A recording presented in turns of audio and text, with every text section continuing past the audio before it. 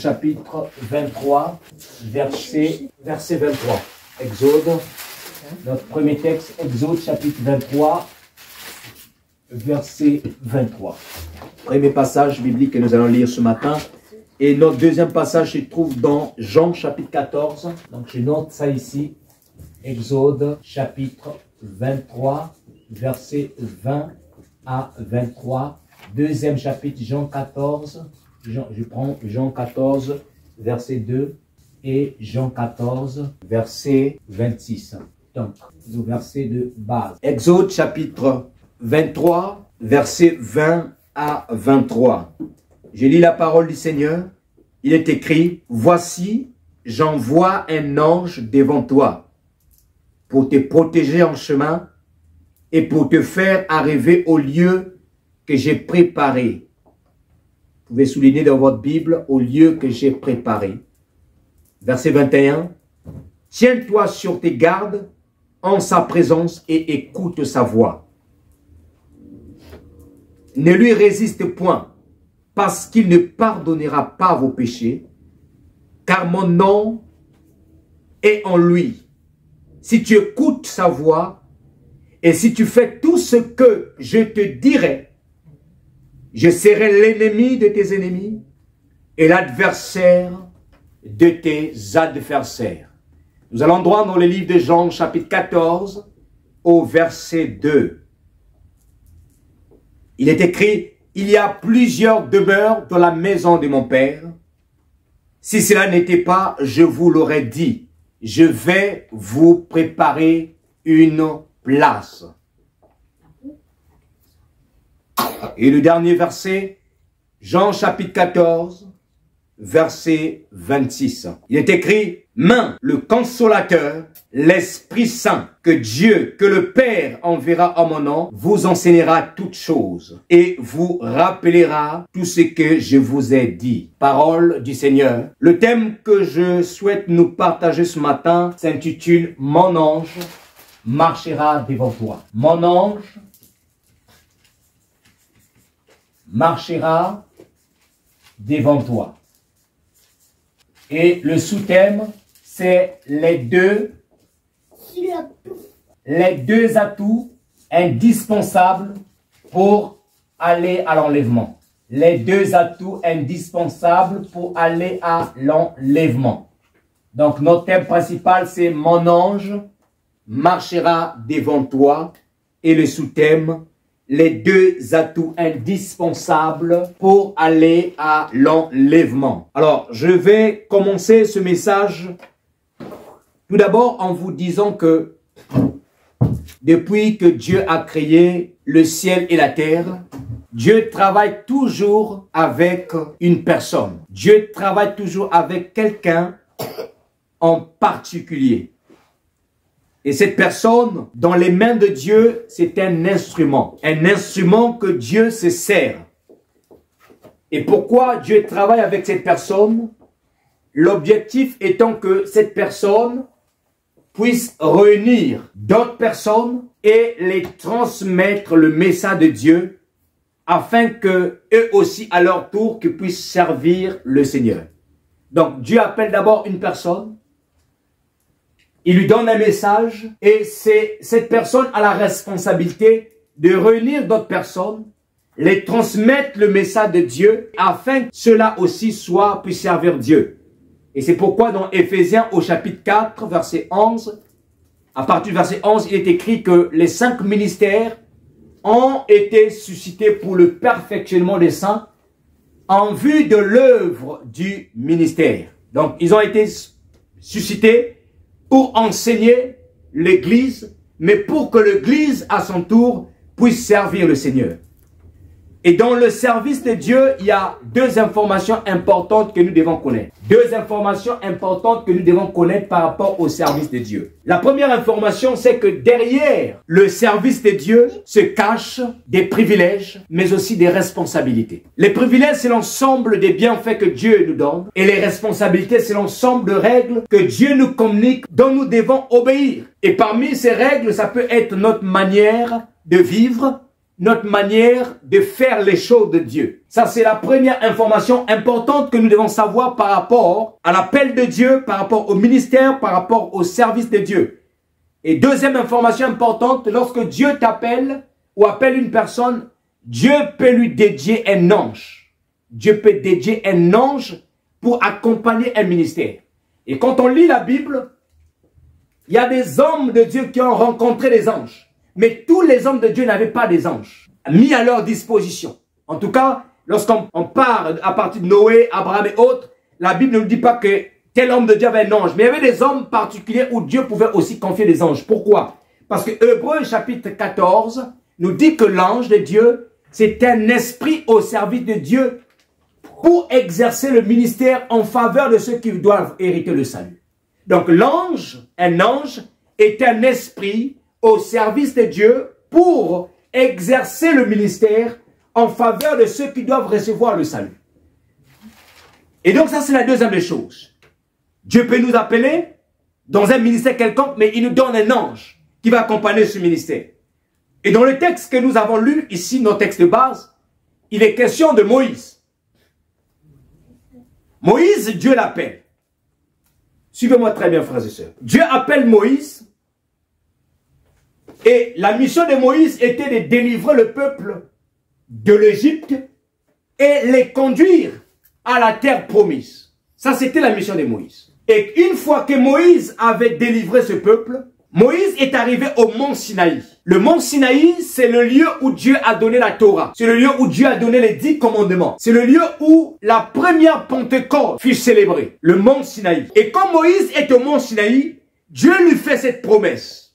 Dieu lui dit ceci. Voici, parce que à partir du mont Sinaï, il fallait maintenant, puisque le peuple avait reçu la loi, la Torah, le peuple devait quitter le mont Sinaï pour aller maintenant à la terre promise. Ça devrait être une traversée du désert. Et Dieu fait la promesse à Moïse. Dans le passage de base que nous avons lu dans Exode chapitre 23, à partir du verset 20, il dit, voici, j'envoie un ange devant toi pour te protéger en chemin et pour te faire arriver au lieu que j'ai préparé.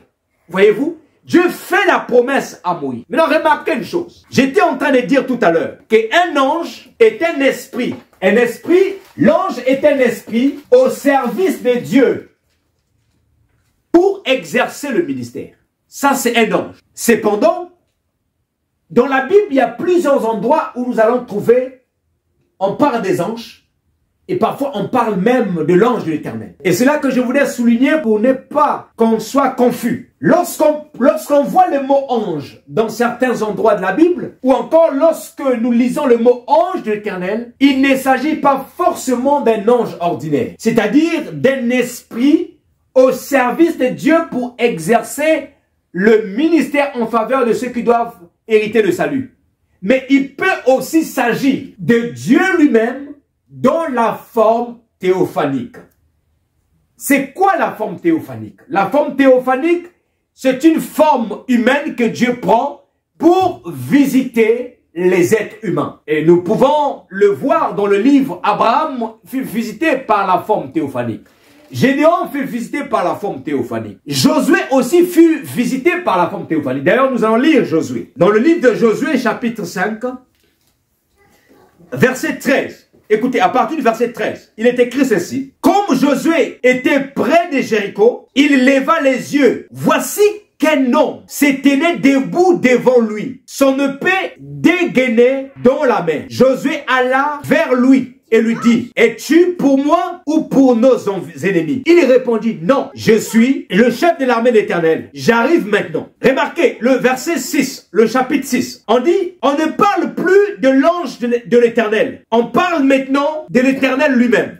Je vais lire le verset 6. Josué chapitre 6. La Bible dit ceci. Jéricho était fermé et barricadé devant les enfants d'Israël. Personne ne sortait et personne n'entrait. L'Éternel dit à Josué, voici je livre entre tes mains Jéricho. Le chapitre 5 termine par le verset 15 que nous avons lu. Le verset qui dit, et le chef de l'armée de l'Éternel dit à Josué, ôte tes souliers de tes lieux, car le lieu sur lequel tu te tiens est saint. Et Josué fit ainsi. Donc, le chapitre 5 termine par l'échange entre Josué et l'ange de l'Éternel, le chef de l'armée éternelle. Mais tout de suite dans le chapitre 6, on nous dit que l'Éternel dit à Josué, je livre entre tes mains Jéricho. On voit par là que soit ceux qui ont écrit la Bible ont enlevé certaines parties, mais si c'est vraiment la continuité, on voit très bien que le chef de l'armée était lui-même l'Éternel qui était venu visiter Josué. C'est pour dire à quelqu'un, Dieu peut nous visiter sous la forme théophanique. C'est-à-dire que Dieu prend l'aspect humain pour visiter les hommes. Et dans le verset de Exode, chapitre 23, verset 23, on nous parle, l'Éternel dit à Moïse, j'enverrai devant toi mon ange. Et l'ange dont il est question ici, il s'agit de Dieu lui-même. Amen. Il s'agit de Dieu lui-même. Mais dans la fonction de l'ange enseignant, de l'ange conducteur, qui est la préfiguration du Saint-Esprit. L'ange dont l'Éternel a promis à Moïse était Dieu lui-même. Mais dans la fonction de l'ange conducteur, de l'ange protecteur, qui préfigurait le Saint-Esprit. Pourquoi? Parce que vous devez savoir, Dieu est un, mais il opère ou il a opéré sous trois fonctions. Dieu est un. Il y a une citation chez le juif qu'on appelle le Shema Israël. Dans Deutéronome chapitre 6 verset 4. Le Shema Israël, c'est le texte qui dit, écoute Israël, l'Éternel, notre Dieu est le seul éternel. Le Shema Israël. Donc, il n'y a pas trois dieux comme on l'entend généralement dans le milieu chrétien. Il n'y a qu'un seul Dieu, mais ce Dieu-là a opéré dans la fonction de Père, de Fils et du Saint-Esprit. Il a opéré dans les trois fonctions. Mais ça reste le même Dieu. Ça reste l'Éternel qui a opéré sous ces trois fonctions. Et lorsqu'il opère dans la fonction du Saint-Esprit, sa mission est de conduire dans la vérité. Sa mission est de protéger afin que le peuple arrive à la terre promise ou encore afin que le peuple entre dans leur héritage. Lorsque Dieu opère dans la fonction du Saint-Esprit, je répète, le but c'est que le Saint-Esprit, qu'il puisse conduire le peuple dans la vérité, qu'il puisse protéger le peuple afin que le peuple entre dans son héritage. Ou encore, le peuple arrive à la terre promise. La terre promise. Donc, dans le texte de Matthieu, dans le texte de Exode, il s'agissait en fait de Dieu lui-même. Alors, où est-ce que je vais en revenir? Qu'est-ce que j'essaie de dire dans tout ce que je suis en train de vous dire? Remarquez, de la même manière que les enfants d'Israël étaient conduits, étaient protégés, guidés par l'ange de Dieu, ce matin, je suis venu dire à quelqu'un que l'église que nous sommes, parce que l'église c'est quoi? L'église, en fait, c'est Israël spirituel. Israël est le peuple de Dieu physique, mais l'église est le peuple de Dieu spirituel. Israël est la descendance physique d'Abraham. L'église est la descendance spirituelle d'Abraham. Donc, de la même manière que le peuple physique fut conduit par un ange dans le désert, qui les protégeait et qui le conduisait, l'église aussi est conduite par le même ange qu'on appelle maintenant le Saint-Esprit. Voyez-vous, le Saint-Esprit. Et donc, c'est le Saint-Esprit qui conduit l'église dans la vérité. C'est le Saint-Esprit qui protège l'église. C'est le Saint-Esprit qui conduit, qui garde l'église dans la sainte doctrine. C'est le Saint-Esprit qui garde l'église dans la sanctification. C'est le Saint-Esprit, en fait, qui conduit l'église jusqu'à ce que Jésus vienne la chercher. C'est le Saint-Esprit. Sans l'ange de Dieu, Israël ne serait pas protégé. Israël ne serait pas conduit. Maintenant, de même aussi, sans le Saint-Esprit, bien aimé, l'église est faible. Sans le Saint-Esprit, l'église est exposée à beaucoup de choses. C'est le Saint-Esprit qui fait que l'église puisse garder le cap. C'est le Saint-Esprit qui fait que l'église puisse garder les yeux fixés sur la croix. C'est le Saint-Esprit qui fait que l'église puisse demeurer dans le message des apôtres. Le message que Jésus nous a laissé. Remarquez, lorsque le Saint-Esprit n'est plus dans une église, l'église dérive. L'église va dans tous les sens, dans toutes les directions. L'Église fait entrer au sein d'elle des enseignements que le Seigneur ne nous a pas enseignés. Lorsque le Saint-Esprit s'éloigne. Et la Bible dit ceci, dans le livre d'Éphésiens au chapitre 5, verset 27. Il est écrit que Jésus viendra chercher une église sans tache ni ride, ni rien de semblable. Les taches, c'est quoi? C'est le péché. Les rides, c'est le péché. Je l'ai déjà dit ici. Et donc, qu'est-ce qui fait, qu'est-ce qui garde l'église loin des rides et loin des taches? C'est le Saint-Esprit. C'est le Saint-Esprit, en fait, qui garde l'église. C'est pourquoi dans le texte que nous avons lu, dans Jean chapitre 14, verset 26, écoutez ce qui est écrit. La Bible dit ceci. Mais le consolateur, l'Esprit Saint, que le Père enverra en mon nom, vous enseignera toutes choses. Il dit le consolateur, l'Esprit, il dit l'Esprit Saint, que le Père enverra en mon nom, vous enseignera toutes choses. Maintenant, lisons Jean chapitre 16, verset 13.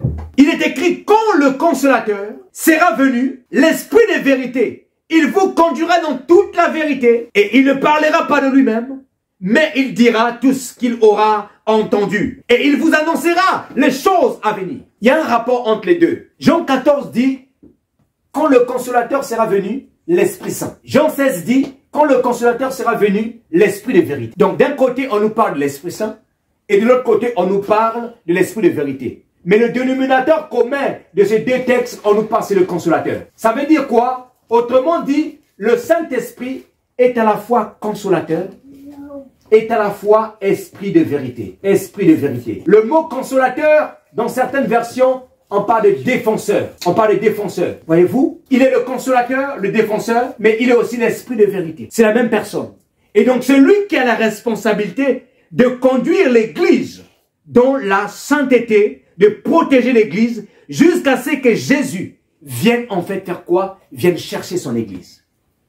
Pourquoi Jésus va venir chercher son église? Pour les emmener, pour l'amener où? Si la Bible dit que Jésus viendra chercher son église, mais pour amener où cette église? À la terre promise.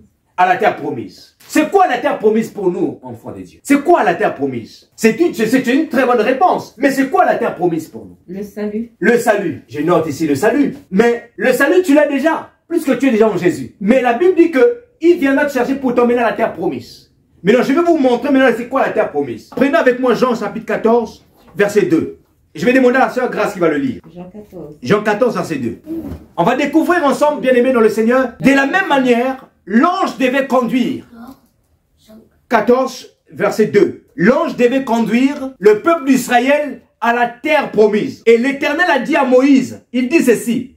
Il dit, voici j'envoie un ange devant toi pour te protéger en chemin et pour te faire arriver au lieu que j'ai préparé. Le lieu que Dieu avait préparé, c'est la terre promise.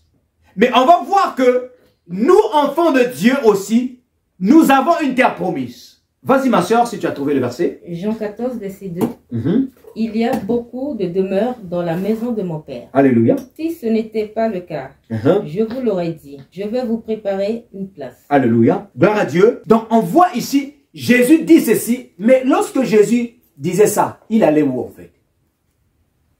Il dit, je m'en vais vous préparer une place. Cette place-là, c'est où? Le ciel. Amen. On voit donc ici, notre terre promise, on peut noter ici, c'est le ciel. Or, les chrétiens iront au ciel par le canal ou par le biais d'un événement qu'on appelle l'enlèvement. L'enlèvement. C'est cet événement qui va emmener les chrétiens au ciel. Mais ils vont au ciel parce que Jésus les a réservé une place. Et Dieu a dit à Moïse, il dit, l'ange va vous conduire à l'endroit où j'ai préparé.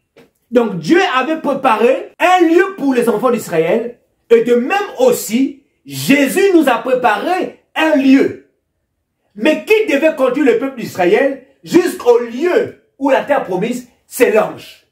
Et qui doit conduire l'église jusqu'à l'enlèvement de l'église? C'est le Saint-Esprit. Maintenant, ce qui est important à savoir, le Saint-Esprit conduit l'église, l'ange a conduit le peuple d'Israël à la terre promise, mais sous des conditions. Sous des conditions.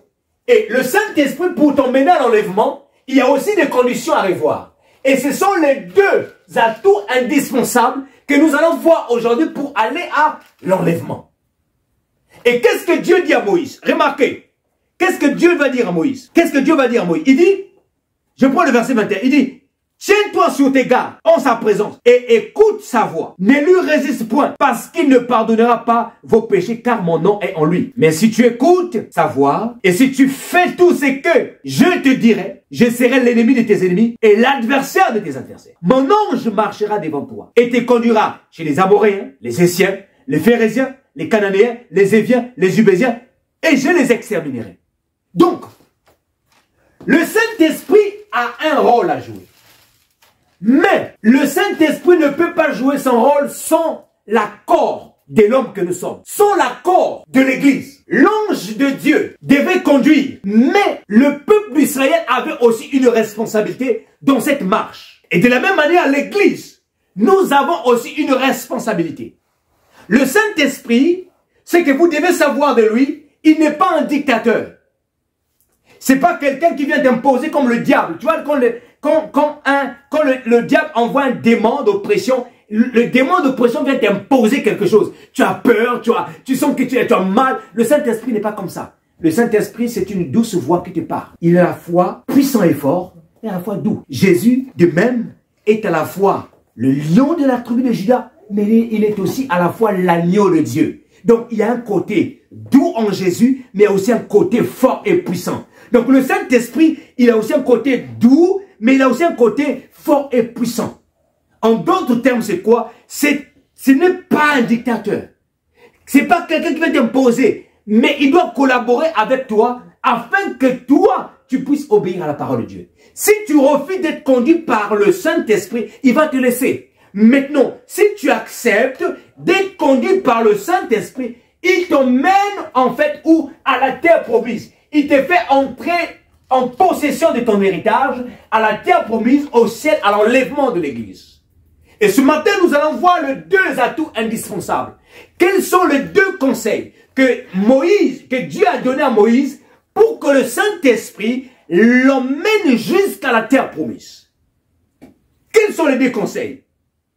Le premier conseil est celui-ci. Et ces conseils, je tiens à rappeler, ils nous concernent aussi. Ces conseils concernent aussi l'Église si nous voulons prendre part à l'enlèvement. Donc, premier atout ou premier moyen, première chose que tu dois faire ou que tu dois t'appliquer pour entrer à l'enlèvement, la première des choses, c'est d'abord veiller sur soi-même. Quelqu'un m'aide à dire veille sur soi-même.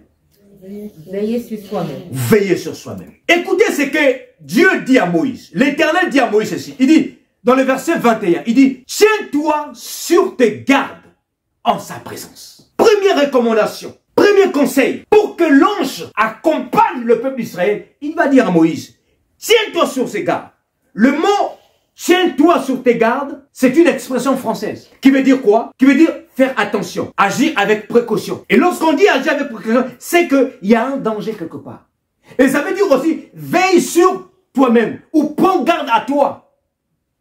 Et quand on dit prends garde à toi, autrement dit, c'est que si tu ne fais pas attention, tu risques de faire le contraire de ce qu'on te demande.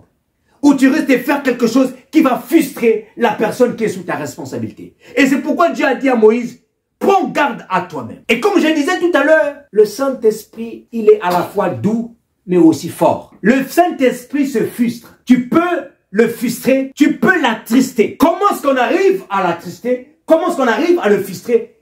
Par notre manière d'agir, par notre manière de faire, par notre manière de se comporter. On attriste le Saint-Esprit et on le frustre. Veiller sur soi-même ici, c'est la dimension de l'être humain que nous sommes, de la personnalité que nous sommes, de nous-mêmes. Nous devons d'abord veiller sur nous-mêmes. On doit regarder à nous-mêmes. Ça, c'est la première dimension. Et on va lire un texte sur la Bible. Dans Éphésiens chapitre 4. La sœur Flora va nous le lire. Éphésiens 4, verset 29 à 30. Bien-aimés, regardez ensemble. Je vais vous montrer. Éphésiens chapitre 4, verset 29 à 30. Donc, premier conseil, veille sur toi-même. Veille sur toi-même. Mon frère, ma soeur, si tu veux aller à l'enlèvement, tu dois veiller sur toi-même. Tu dois veiller sur ta personnalité. Tu dois veiller sur ton caractère. Tu dois veiller sur ta manière de vivre, sur ta manière de parler. Tu dois veiller sur toi. Parce que moindre faux pas, tu peux frustrer le Saint-Esprit. Voilà pourquoi Moïse a dit Dieu a dit à Moïse, tiens-toi sur tes gardes. Prends garde. fais attention dans sa présence. Agis avec précaution parce qu'il est sensible. Le Saint-Esprit est sensible. Il se frustre. Il peut être attristé. Vas-y ma soeur, Éphésiens 4, verset 29 à 30. Qu'aucune parole malsaine ne sorte de votre bouche, mais seulement de bonnes paroles qui, en fonction des besoins, servent à l'édification. Vas-y doucement, doucement. Qu'aucune parole malsaine ne sorte de votre bouche. Vas-y, après. Mais seulement de bonnes paroles. Mais seulement de bonnes paroles, oui. Qui, en fonction des besoins. Qui, en fonction des besoins. Servent à l'édification. Servent à l'édification. Continue. Et transmettent une grâce à ceux qui les entendent. Et transmettre une grâce à ceux qui les entendent. Donc, ici, l'apôtre Paul est en train de nous recommander dans notre manière de parler. C'est-à-dire que nos paroles ne doivent pas être injurieuses. Notre parole ne doit pas être blessante. On ne doit pas blesser, mais nos paroles doivent transmettre la grâce, doivent transmettre l'édification. Continue la suite. N'attristez pas le Saint-Esprit. Ah, écoutez, mais quel rapport entre notre manière de parler et la tristesse du Saint-Esprit? Si Paul dit n'attristez pas le Saint-Esprit, ça veut dire que ta manière d'agir et de parler frustre le Saint-Esprit, l'attriste. C'est pourquoi il dit n'attristez pas le Saint-Esprit. Beaucoup de gens pensent en fait que le Saint-Esprit est attristé seulement quand tu vas copuler avec un homme, quand tu vas commettre l'impudicité, quand tu vas voler. Les gens pensent que c'est là que le Saint-Esprit est attristé. Mais nous oublions que notre manière de parler aussi peut attrister le Saint-Esprit. Continue ma soeur, n'attristez pas le Saint-Esprit. De Dieu, par lequel vous avez été marqués d'une empreinte pour le jour de la libération. Pour lequel vous avez été marqué de l'empreinte du jour de la libération. On parle ici du jour de la rédemption. C'est-à-dire que le jour où nous avons été rachetés. Lorsque tu as été racheté par Dieu, lorsque tu es né de nouveau, l'Esprit de Dieu est venu en toi. Maintenant, cet esprit-là, comme je disais, il est sensible. Tu peux l'attrister. Mais il ne s'attriste pas seulement, non, parce que j'ai volé. C'est là où beaucoup de chrétiens se trompent. C'est là où beaucoup de chrétiens disent, oh oui, mais parfois tu ne vois plus la manifestation du Saint-Esprit dans ta vie. Tu te poses des questions. Pourquoi le Saint-Esprit n'agit plus comme avant? Pourquoi tu ne parles plus en langue comme avant? Pourquoi les dons spirituels ne se manifestent plus? Quand tu regardes, tu te dis, mais et pourtant je n'ai pas commis l'impudicité, et pourtant je n'ai pas commis la fornication. En vérité, c'est que tu ne regardes pas ta langue. Tu ne te poses pas la question, comment est-ce que je traite les autres? Comment est-ce que je parle aux autres? Mais sans oublier que notre manière de parler aux autres attriste aussi le Saint-Esprit. C'est pourquoi Dieu a dit à Moïse, il dit, tiens-toi sur tes gardes. Prends garde à toi-même. Veille à toi-même. Agis avec précaution. Il est sensible. Si nous voulons aller à l'enlèvement, frères et sœurs, nous devons veiller sur nous-mêmes. Sur notre caractère, notre manière d'agir, notre manière de faire. Nous devons veiller. Nous devons veiller. Et deuxième atout, deuxième chose que nous devons faire pour aller à la terre promise, l'enlèvement. Frères et sœurs, Moïse dit ceci, Dieu dit à Moïse ceci, il dit ceci, il dit, écoute sa voix, ne lui résiste point, parce qu'il ne pardonnera pas vos péchés, car mon nom est en lui. Mais si tu écoutes sa voix, et si tu fais tout ce que je te dirai, je serai l'ennemi de tes ennemis, l'adversaire de tes adversaires. Première des choses, de veiller sur nous-mêmes. Deuxième des choses, c'est écouter la voix du Saint-Esprit. L'écoute de la voix nous renvoie dans la notion de l'obéissance à l'instruction divine. L'obéissance à l'instruction divine. Veiller sur soi-même et obéir aux instructions divines sont deux choses complètement différentes. Tu peux être loyal, généreux ou généreuse, gentil ou gentil, mais et pourtant tu es en train de désobéir à la loi de Dieu, aux instructions de Dieu. Donc c'est deux choses complètement différentes. Il y a des personnes qui sont, en tout cas quand tu les vois, tu dis, waouh, c'est là j'ai vraiment envie de vivre avec elle. Parce que c'est une personne qui est gentille, c'est une personne qui est serviable, mais n'obéit pas à la parole de Dieu. Marche dans le sens contraire de la parole de Dieu. Donc, en gros, il y a veiller sur soi-même, mais il y a aussi l'obéissance à l'instruction de Dieu. Remarquez, Nombre chapitre 12, verset 3. La Bible nous parle de Moïse. En nous montre une spécificité de la vie de Moïse. Une qualité que Moïse avait. La Bible dit que Moïse était très humble. Plus que n'importe quel homme sur la surface de la terre. Nombre chapitre 12, verset 3. La Bible dit que, or, Moïse était un homme très humble, plus humble que n'importe quel homme à la surface de la terre. Ça veut dire Moïse savait veiller sur lui. Il savait veiller sur sa personnalité.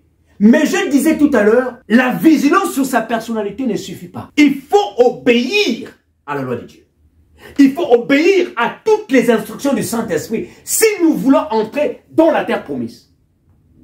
Moïse, l'homme le plus humble, le même chapitre au verset 10 à 11. Écoutez ce qui est écrit. Je vais le lire. L'homme le plus humble sur toute la surface de la terre. L'homme qui savait être vigilant sur soi-même. Remarquez ce qu'il va commettre. Le grand Moïse, remarquez. La Bible dit ceci, dans Nombre 20, à partir du verset 10. Je prends à partir du verset 7. Écoutez. L'Éternel parla à Moïse et dit, prends la verge et convoque l'assemblée. Parce qu'il y avait une situation d'eau. Il y avait les gens il n'y avait pas d'eau dans le désert, donc le peuple était en train de murmurer contre l'Éternel. Et Dieu donne à Moïse une solution pour que l'eau puisse, pour pouvoir de l'eau. Il dit, convoque l'assemblée, toi et Aaron, vous parlerez en leur présence au rocher, et il donnera ses eaux. Tu feras sortir pour eux de l'eau du rocher, et tu abreuveras l'assemblée et leur bétail. Dieu a dit à Moïse, tu parle au rocher, parle au rocher. Mais Moïse, qu'est-ce qu'il a fait? Il a douté de la parole de Dieu. C'est ce que nous apprend le verset 9. Moïse prit la verge qui était devant l'Éternel, comme l'Éternel le lui avait ordonné. Moïse et Aaron convoquèrent l'assemblée en face du rocher. Et Moïse leur dit, écoutez donc, rebelles, est-ce de ce rocher que nous vous ferons sortir de l'eau? Puis Moïse leva la main et frappa le rocher 2 fois, le rocher avec sa verge. 2 fois, le rocher avec sa verge. Il sortit de l'eau, l'assemblée but et le bétail aussi. Moïse ne croit pas, il doute et il désobéit. Maintenant, remarquez maintenant les conséquences de cette désobéissance. Verset 12. La Bible dit ceci. Alors l'Éternel dit à Moïse, parce que vous n'avez pas cru en moi, pour me sanctifier aux yeux de mes enfants, des enfants d'Israël, vous ne ferez point entrer cette assemblée dans le pays que je lui donne. Donc, le Saint-Esprit, la terre promise, 2 choses, je note ici. 1. Veiller sur soi, veiller sur soi-même. Moïse veillait sur lui-même. 2. Écouter la voix du Saint-Esprit. Écouter la voix du Saint-Esprit. Les 2 atouts ou les 2 éléments sont indispensables. Vous avez vu que Moïse, il était l'homme le plus humble de toute la terre. Mais malgré son côté humble, malgré son humilité, mais il a désobéi. Qu'est-ce qui s'est passé? Le prix de la désobéissance lui a empêché d'entrer ici à la terre promise. Le prix de la désobéissance. Et pourtant, il était l'homme le plus humble. La Bible dit que Dieu résiste aux orgueilleux, mais il fait grâce aux humbles. Donc Dieu pouvait le faire grâce. Mais à cause de la désobéissance, il n'a pas écouté la voix de Dieu. C'est pourquoi la deuxième des choses, c'est écouter la voix du Saint-Esprit, les instructions. Les 2 sont indispensables pour entrer dans la terre promise. Moïse n'est pas entré. Combien de personnes n'écoutent pas l'instruction du Seigneur? Ma soeur, toi qui es là ce matin, est-ce que tu écoutes l'instruction de Dieu? Est-ce que tu écoutes la voix du Saint-Esprit lorsque tu parles? Est-ce que tu veilles dans ta manière de parler? Est-ce que tu veilles à ton caractère? Est-ce que tu veilles dans ta manière d'agir? Est-ce que tu veilles dans ta manière de t'habiller? Parce que même la manière de s'habiller peut frustrer le Saint-Esprit. Parce que lorsque une femme s'habille mal, il peut attirer les regards vers lui. Il peut faire souiller certains hommes. Alors que nous sommes enfants de Dieu. Nous sommes le temple du Saint-Esprit, frères et sœurs. Nous devons nous transporter la gloire de Dieu. Mais nous ne pouvons plus être le temple qui pousse les gens à souiller. Et donc il faut, là, veiller à soi-même. Veille sur ta manière de t'habiller. Veille sur ta manière de parler. Veille sur ta manière d'agir. Veille sur ton caractère. Veille sur ton comportement. Et ensuite, obéis à l'instruction du Saint-Esprit. Pour aller à la terre promise, le ciel, ou encore pour prendre part à l'enlèvement de l'Église. Un joli texte que nous allons terminer, c'est l'apôtre Paul. Écoutez, qui parle à Timothée. Dans le livre de Timothée, au chapitre 4, verset 16. Je demanderai à la sœur Grâce, il va nous le lire. 1 Timothée, chapitre 4, verset 16. Écoutez ce que l'apôtre va dire. L'apôtre Paul donne une... Et il vient en fait... L'apôtre Paul vient en fait appuyer. Il vient il vient encore insister sur ces deux éléments que nous venons de voir. 1 Timothée chapitre 4, verset 16. Et nous allons terminer par là. 1 Timothée 4, verset 16. 1 Timothée 4, verset 16. Je lis la parole de Dieu. Veille sur toi-même et sur ton enseignement. Mais-y de la persévérance. Mais-y de la persévérance. Car en agissant ainsi, tu te sauveras toi-même. Oh, alléluia. Ainsi que ceux qui t'écoutent. Alléluia. Bien-aimé, regardez. Réponds ma soeur, vas-y. Alors, il dit 1 Timothée 4, alléluia. verset 16. 1 Timothée 4, verset 16. Écoutez. Veille sur toi-même. Arrête-toi s'il te plaît. Il dit veille sur toi-même. Donc veille sur soi-même. On voit ici encore le premier élément. Veille sur soi-même. Alléluia. Deuxième élément. Et sur ton enseignement. Enseignement. Écoutez, arrête-toi d'abord. L'enseignement, c'est quoi? L'enseignement, dans certaines versions, on parle de la doctrine. La doctrine, c'est l'ensemble, en fait, des principes, des règles que Dieu communique la manière dont nous devons faire les choses.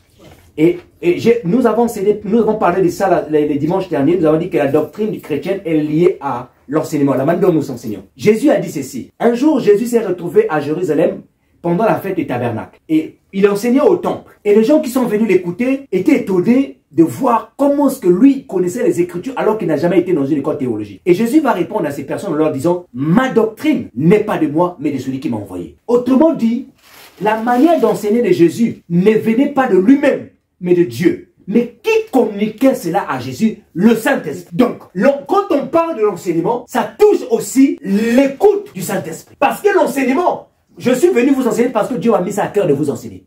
Si je n'avais pas reçu cette conviction, ou encore si le Saint-Esprit m'aurait dit et que j'aurais désobéi, j'ai été en train de pécher contre le Saint-Esprit. Donc, l'enseignement va de pair avec le coude. Mais Paul dit d'abord, il dit, veille d'abord sur toi-même. Veille d'abord sur ta personnalité. Il y a des gens qui ont l'onction de Dieu. Il y a des gens qui ont la puissance de Dieu. Qui peuvent prier pour les malades sont guéris. Mais en termes de caractère, ils sont nuls. En termes, tu peux chanter, tu as la voix d'ange. Lorsque tu chantes, les gens tombent. Mais quand il s'agit des caractères, quand on questionne dans ton caractère, vraiment c'est la personne à fuir. La sœur, quand elle chante, elle prend le micro, ouh, la salle, il y a une atmosphère. Mais quand tu te rapproches de la sœur pour discuter, impoli, mauvais caractère, dur, méchant, ingrat, comment les peindre, n'aime pas partager. Voyez-vous? Donc, tu peux avoir ça, l'onction, la grâce, mais veille sur toi, veille sur ta personne. Et écoute l'instruction de Dieu. Parce que la marche chrétienne est une marche d'instruction sur instruction. En tout cas, si tu as le Saint-Esprit, si tu aimes être guidé par le Seigneur, tu vas marcher d'instruction en instruction. Parce que Dieu va te dire des songes, tu vas avoir des besoins, tu vas prier, Dieu va te donner des instructions. Donc, les deux choses. Continue. Mais-y de la persévérance. Mais-y, écoutez bien, il dit mais-y de la persévérance. C'est-à-dire que tu dois persévérer à veiller sur toi-même et à veiller à écouter la voix du Saint-Esprit. Continue, ma soeur. Car en agissant ainsi, tu te sauveras toi-même. Tu te sauveras toi-même. Moïse, s'il avait agi ainsi, il devait se sauver lui-même. Mais Moïse s'est laissé en fait par l'influence du peuple. Il n'a pas veillé. Voyez-vous, il s'est laissé sous l'influence du peuple. Malheureusement pour lui, il n'est pas entré. Continue, ma soeur. Ainsi que ceux qui t'écoutent. Donc, tu te sauveras toi-même, mais tu sauveras aussi ceux qui t'écoutent. Quand tu as un bon caractère, quand tu écoutes la voix de Dieu, le jour où le monde s'arrête, toi tu es sauvé, mais ceux qui t'écoutaient aussi, qui obéissaient à ta parole aussi, sont sauvés. C'est pourquoi l'apôtre Paul a dit ceci. Je traite durement mon corps, de peur qu'après avoir prêché aux autres, je sois moi-même rejeté. Alléluia.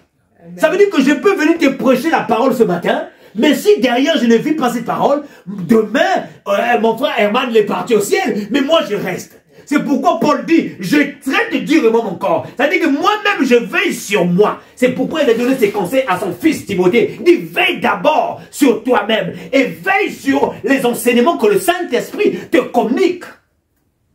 Tu as le don, tu as la grâce, c'est bien. Mais est-ce que ton caractère, le Saint-Esprit prend plaisir à cela? Beaucoup de personnes ne voient plus la manifestation du Saint-Esprit, alors qu'ils n'ont pas couché avec les femmes, alors qu'ils ne sont pas allés voler, alors qu'ils n'ont pas menti, mais seulement parce qu'ils parlent mal, parce qu'ils ont des mauvais caractères, d'autres parce qu'ils s'habillent mal. Le Saint-Esprit est frustré et le Saint-Esprit n'agit plus en eux. En quelque sorte, si nous voulons voir que le Saint-Esprit reprend le contrôle, bien aimé, nous devons contrôler notre manière de parler. On l'a lu tout à l'heure. On doit contrôler notre manière de parler. Non seulement on doit contrôler notre manière de parler, on doit être attentif à la voix du Saint-Esprit. Qu'est-ce que le Saint-Esprit te dit? Dieu parle tantôt d'une manière, tantôt d'une autre. Mais on ne prend point garde. Les gens attendent que Dieu vienne en ange de lumière, une lumière dans ta chambre pour te parler. Mon frère Herman, je suis là, je te dis, non! Maintenant même, je suis en train de te parler, je suis une bouche autorisée qui est en train de te transmettre ce que Dieu a mis dans mon cœur. Dieu est en train de te dire ce matin, mon frère, ma soeur, veille sur toi-même.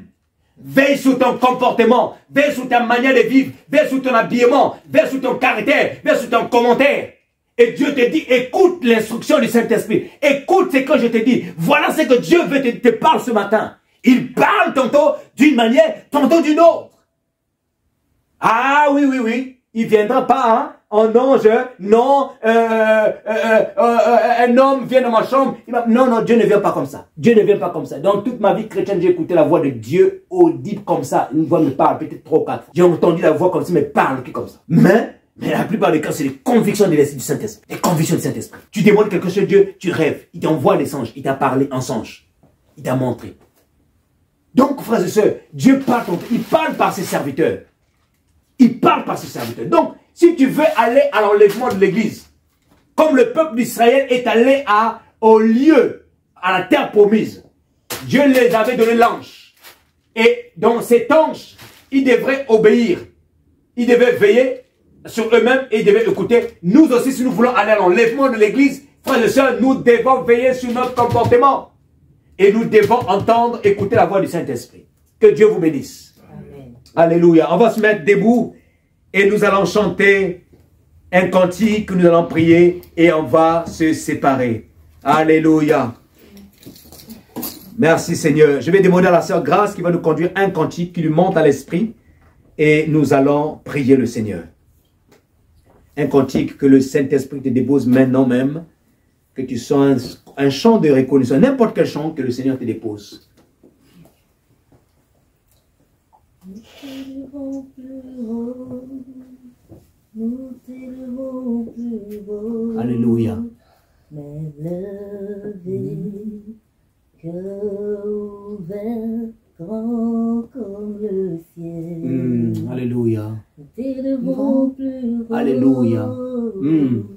Nous t'élevons plus haut. Mais levé, cœur ouvert, quand nous prions, Seigneur, nous t'élevons, que tous les autres noms disparaissent. Alléluia. Que tous les autres noms disparaissent, jusqu'à ce qu'il n'y ait que toi, que tous les autres noms disparaissent. Jésus prend ta place, Jésus prend ta place, Jésus prend ta place, Jésus prend ta place. Tous les autres noms disparaissent, que tous les autres noms disparaissent, jusqu'à ce qu'il n'y ait que toi, que tous les autres noms disparaissent.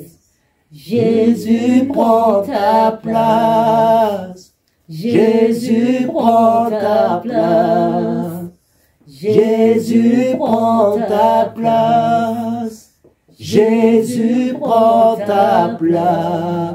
Que tous les autres noms, que tous les autres noms disparaissent. Alléluia, que tous les autres noms, que tous les autres noms disparaissent. Jésus prend ta place. Jésus prend ta place, Jésus prend ta place, Jésus prend ta place, que tous les autres noms, que tous les autres noms disparaissent, que Jésus prend ta place, Jésus prend ta place, Jésus prend ta place, une dernière fois que tous les autres noms, que tous les autres noms disparaissent, que Jésus prend ta place, Jésus prend ta place. Jésus prend ta place. Jésus prend ta place. Que tous les autres noms, que tous les autres noms disparaissent. Jésus prend ta place. Jésus prend ta place. Jésus prend ta place. Jésus prend ta place. Oui, frères et sœurs,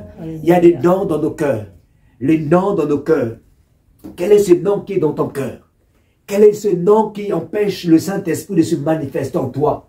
Le nom là, ça peut être la colère. Le nom là, ça peut être l'impolitesse. Le nom là, ça peut être ta manière de t'habiller. Le nom là, quel est ce nom qui ne donne pas à Jésus sa place? Et c'est pourquoi nous allons prier ce matin. Tu vas demander au Seigneur, prends ta place dans mon cœur. Envahis mon cœur de ta présence. Afin qu'aucun autre nom ne puisse prendre ta place. Afin qu'aucun autre nom ne vienne m'empêcher de veiller sur moi-même. Afin qu'aucun autre nom ne vienne m'empêcher, oui, d'entendre, d'obéir aux instructions du Saint-Esprit. Élevons nos voix et prions que Dieu prenne la place dans notre être entier. Pensée, âme, esprit, corps. Que Dieu prenne place. Élevons nos voix. Alléluia. Seigneur Jésus, nous te prions ce matin. Éternel, viens prendre la place. Seigneur, viens prendre la place. Jésus, viens prendre la place.